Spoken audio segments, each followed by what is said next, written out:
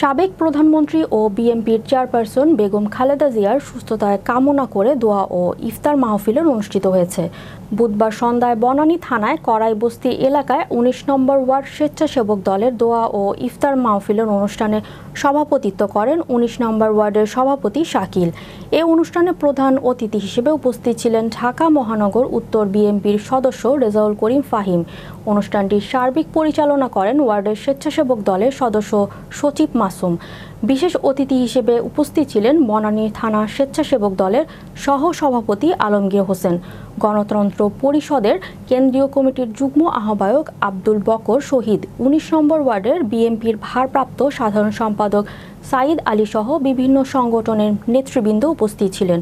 দোয়া ও ইফতার মাহফিলের দিক নির্দেশনা দিয়েছেন ঢাকা মহানগর উত্তর স্বেচ্ছাসেবক দলের সভাপতি শেখ ফরিদ ও সাধারণ সম্পাদক মুহসিন সিদ্দিক রনি।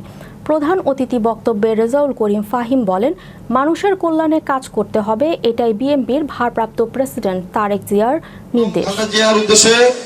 তার বিদেশে যাত্রায় যেন সুস্থ কামনা করছি।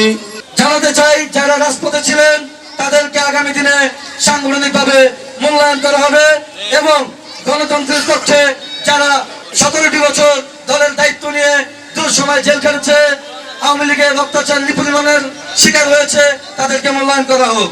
আমরা জানি বাংলাদেশ জাতীয়তাবাদী দল একটি নির্বাচনমুখী দল, গণতান্ত্রিক দল, এবং সাধারণ মানুষ যদি ভোট দিতে পারে এবং আমাদের প্রচেষ্টা এবং আল্লাহর রহমত যদি থাকে, বিপুল ভোটের মাধ্যমে বাংলাদেশ জাতীয়তাবাদী দল সরকার গঠন করবে।